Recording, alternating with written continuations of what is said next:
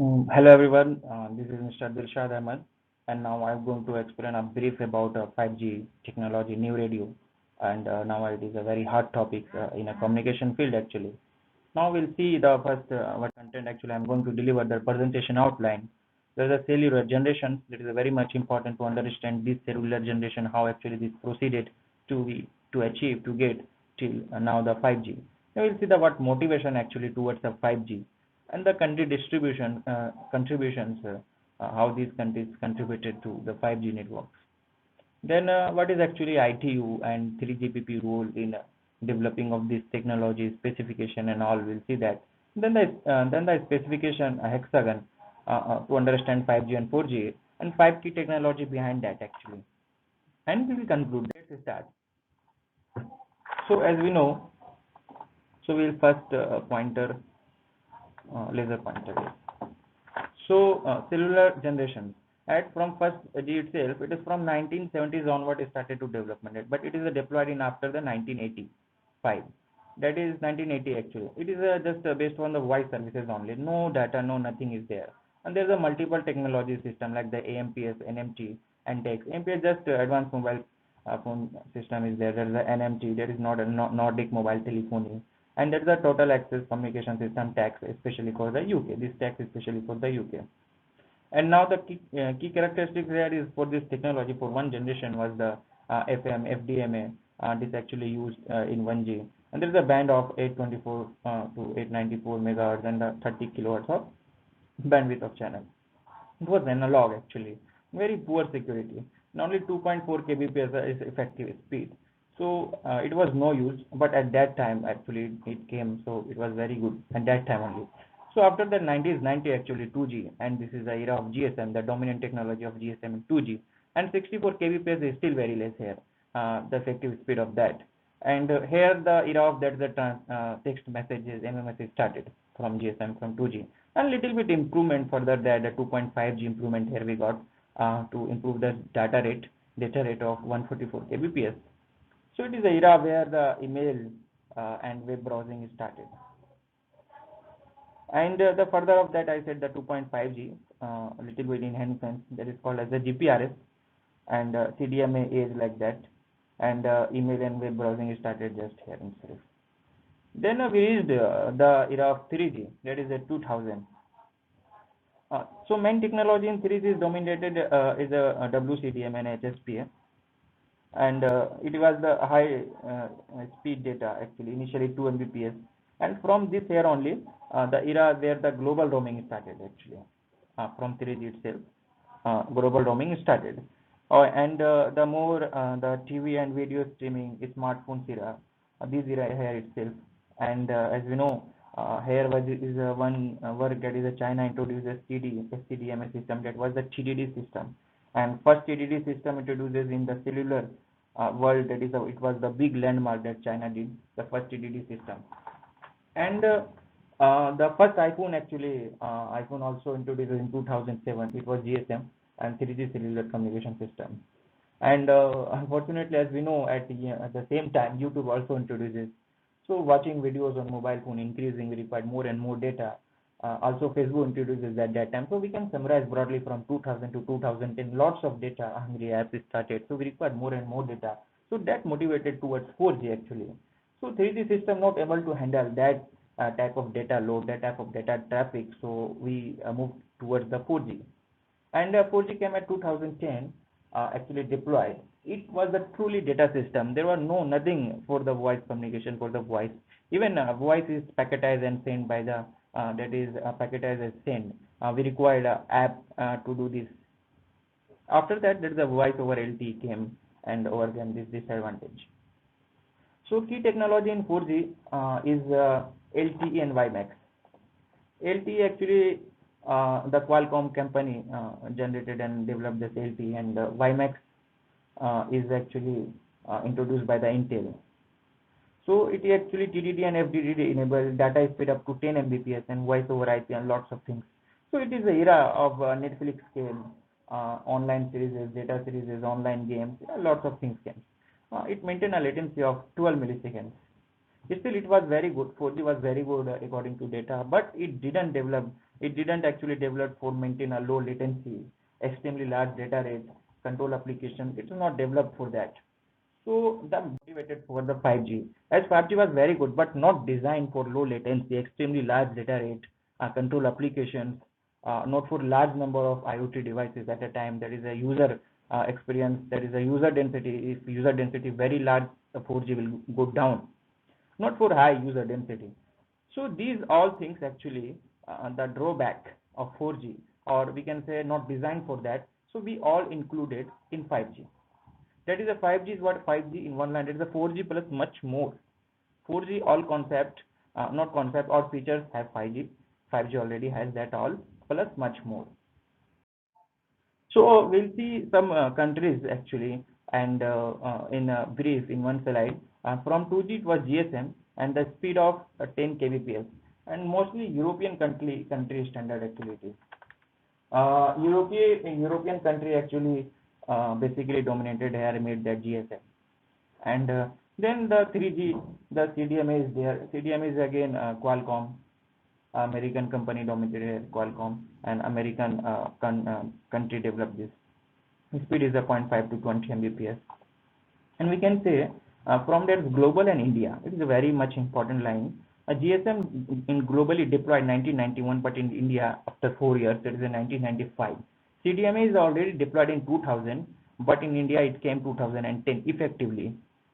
And if we talk about the 4G, 4G again comes delay of 5 years, and it uses OFDM and MIMO and 20 to 100 Mbps speed. But here is a group of, from 4G and onwards, a group of countries, a group of actually research centers and labs comes together and develop. Here European countries are there, South Korea is there, and US, Europe, and these all countries come together and develop this 4G. And in 5G, actually, again, these all countries come, but along with that, India also given a small contribution that actually at the same time, actually, globally 2020, in India also coming 2020. We'll see what contribution India is giving, and the speed is 10 Gbps. We'll see detailed specification hexagon for the 5G. Before that, going hexagon of 5G, we'll see what is ITU actually. ITU is very much important to define specification basically. ITU, that is India as well member of ITU, and it established in 17 May 1865. It is a UN agency, and it is a very much important work is a spectrum harmonization, which band actually uses 4 different generations. It defines, ITU defines, and what specification a generation should have, ITU defines. So as we know, the 3G is IMT 2000, 4G it is a technological name, that is the IMT advanced, and 5G is IMT 2020, and this 10 years of gap. So ITU in brief, actually it defines its specification. Now the most important slide is what actually generation defines. So there would be some list of KPI requirements, that is a key performance indicator requirements for different test cases, what actually 4G, KPI for 4G and KPI for 5G. So for example, there are put it 3, there is a peak spectral efficiency for 5G is a 50 bits per second, BPS per hertz, sorry, BPS per hertz, and for 5G it is just double. So for system, if a system is we are calling 5G, it should be a peak spectral efficiency key performance parameter under the downlink and indoor test environment should be 30 bps per hertz. Like that, the user experience data rate 0.1 bits per second per hertz, and for 5G it is a 0.3 times, and the average spectral efficiency. By these 3, and there are certain more, but I put it here 3. We define the generations and by the KPI. Now further, that 3GPP. 3GPP is actually third generation partnership project established in 1998. Actually, basically, it is a developed to make a technology to meet the ITU specifications requirement for the 3G only. But now it is a generalized for 4G and 5G as well. So I started to development of 3G as well, 3G itself. And actually, what specification is given by the ITU, 3GPP works to develop that technology to meet that specification. So lots of labs, lots of research institutes, and many things actually work to develop that technology to meet a specification that given by that ITU. So it submit developed technology to the ITU. The current status of 5G actually is 3GPP submitted the technologies to ITU, already submitted technologies to ITU. Now ITU is under evaluating that all technology, whether it is meeting that specification that is earlier decided. What specification we will see in the next. The specification hexagon is the most important to understand 4G and 5G in one slide itself. What actually 5G system? What system is 5G? So in hexagon, we can say there is a peak data rate is a 20 Gbps, that much huge. And the inner light green hexagon is for 4G and outer dark hexagon is for 5G. So here we can compare, we can also make some differences and we can compare this both technology in one slide. And we can see there is a mobility, here is a one term, that is 350 kilometer per hour. In 4G, if we move, like in bullet train or other, if we move more than 350 kilometer per hour, we lost our signal, we won't get any network. But in 5G, 500 kilometer per hour mobility can be supported here. Latency, as 5G is especially a huge and weighted parameter is a latency in 5G. So in 4G, the latency was not bad at 10 milliseconds. A normal human being's latency generally actually has 10 to 12 milliseconds. 4G achieved that. But 5G, we want more than a human being. So 5G is worked especially for latency as well. So it got latency of 1 millisecond. It is a very tedious task to get 1 millisecond latency, but 5G is specification of that only. And actually they are doing.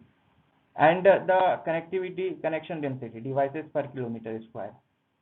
It is like 1 million devices in 1 kilometer square. We know the one actually we experiences like that in a traffic area or where the more users are there, we got less data rate. We reduce the speed in traffic signal. Why? Because number of users increases and 4G performance goes down. So, but 5G is more than 10 times achieving that. And the network energy efficiency. The network energy efficiency is 100 times, means 100 times power efficient, our system. It is not like that the specification, the features are increasing and it is more hungry towards the power. No, we have to make system efficient as well, and Qualcomm core actually working day and night to developing this all power efficient core. Again, Qualcomm is American company and dominating in developing that hard. Now the 5 key technology that make a system is 5G. One is a better signal, that we use OFDM, and efficient transmission, that is a massive MIMO. We'll discuss these all. The green signaling, user oriented design, faster response, low latency design, and the larger bandwidth. We use millimeter wave frequency for that. So these 5 key technology actually defining a system is 5G. That is the all specification is achieving by these 5 technology behind that. Even that in 5 lots of technology involved that, but we'll briefly see what actually these 5. One is OFDM. OFDM is not new actually. In 4G as well, OFDM was there, is there actually. Now also we have 4G only.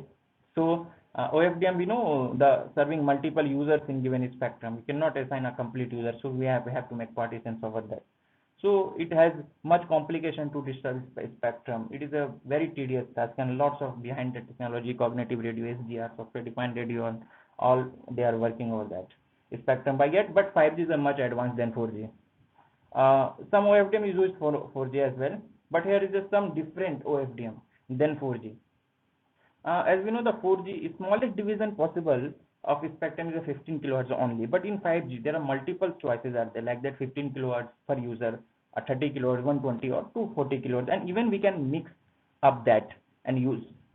So there are various versions of OFDM in 5G, and it is a possible we can use cyclic prefix OFDM. It is not still fixed. Cyclic prefix OFDM also used in 4G, but Ericsson are compelling that cyclic prefix OFDM is better if we can use even that.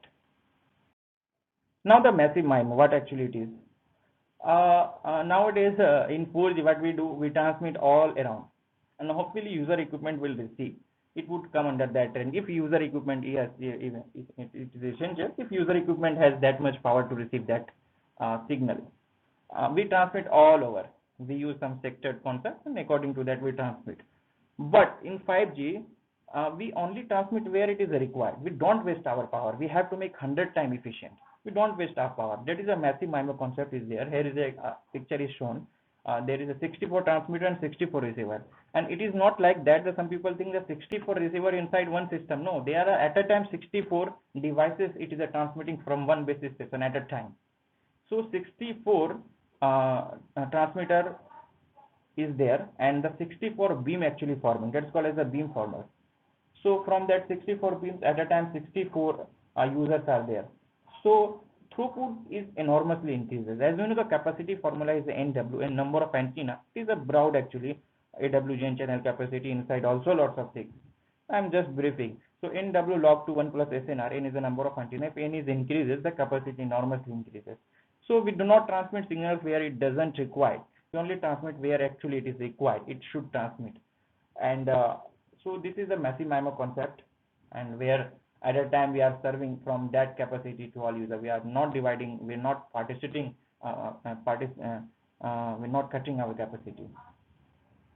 So hundreds of directional antenna, so hundreds of directional beam, so hundreds of user that is receiving.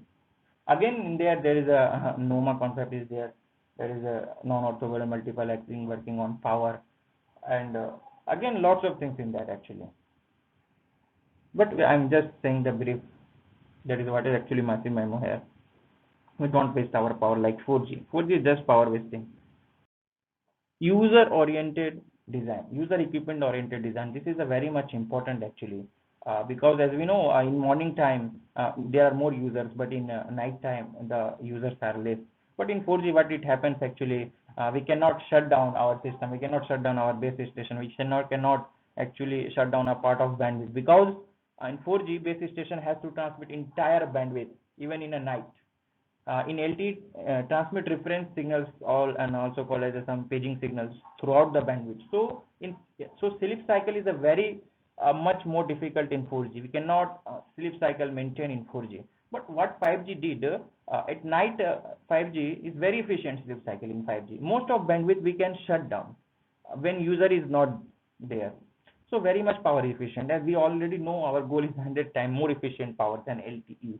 So this green signaling actually in coming 5G, even we know the radiation, the cancer is there. So if at night we are sleeping, if the power reduction at the base station is possible, the sleep cycle is possible, so radiation would be less. It is a very green signaling and power efficient signaling in 5G.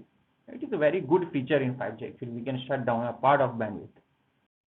And the thing last is low latency. Yes, 4G has low latency as well, but end-to-end delay requirement at least 10 milliseconds. But in 5G, the end-to-end delay requirement is 1 millisecond. But how this much less? 1 millisecond is a very less really. But how we are getting this? So as we know, it is a lots of reasons behind that, but I am putting some of them. If packets of data is very large, delay itself increases. We know if any corruption occurs, so we have to transmit the whole large packet. But so in 5G, introduce a notion of shorter packet at the physical layer itself. So very lower latency and less delay. We are transmitting a very low actually notion of shorter packets. And preemptions for emergency. We can hold everything and we can give service to a particular one for emergency. So it again increases the speed and decreasing the delay and latency. And the core network is very much optimized, and all also free adaptation. There is a lots of adaptation techniques are there. We are not relying on any one that is adapting coding, power, modulation, and all of things are backed by the machine learning. That is a Q learning, also called as reinforcement learning, RL learning. Millimeter wave band actually. As we know, the millimeter wave is a band where which is about 20 gigahertz in bandwidth. Is actually millimeter bandwidth. Its wavelength comes in that's why we call it a millimeter wave. And so it increases bandwidth enormously, as we know. So capacity increases, data increases. 4G is, we know, the 20 megahertz bandwidth channel for single subcarrier, but in 5G it is a 400 megahertz or more for each channel. It could be more for each channel, but it is more than 20 times. As we know, the capacity is not only depends on N, it is also depends on bandwidth allotted to the particular channel, particular user. So we can enormously again increase this because W is a very large here, bandwidth is a very large in millimeter wave band. But the most important thing is the flip part. That is the back part is like that. The frequency increases, yes, we are getting higher bandwidth, but signal propagation becoming more and more difficult because attenuation is very large at 28 gigahertz compared to 700 or 700 or 2000 megahertz or 2 gigahertz band. So attenuation is very much increases. Attenuation is like that. We can understand it. The effect of attenuation from if there is a one tree and one side of tree we are getting signal, another side of tree we are not getting signal. So we have to install a lots of infrastructure. We have to invest on a lots of to develop a lots of infrastructure for to actually tackle this problem. And there are lots of behind working. Some labs are there for maintaining this. Some of concept are phase array and actually used in radar. So we have to maintain that infrastructure, and cost is enormously increases.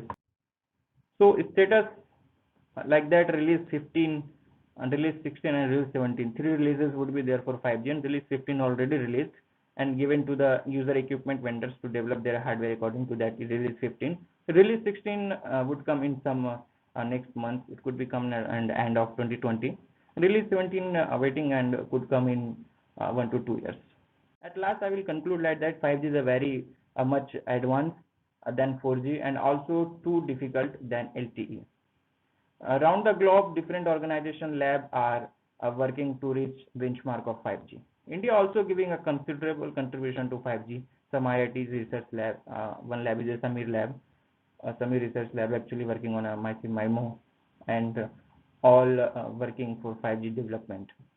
So as I gone through from the generation itself to the current status till now, what actually we developed, and lots of test bed also already developed and testing in IIT Madras as well. So thank you so much. This was very much brief of 5G. We didn't actually enter in a 1% or 2% of detail. Just it is a above layer of that what actually 5G. Inside that are lots of infrastructure, lots of good throughout the globe. There are lots of organization, research labs, institutions. So all are working to achieving that 5G. So thank you so much.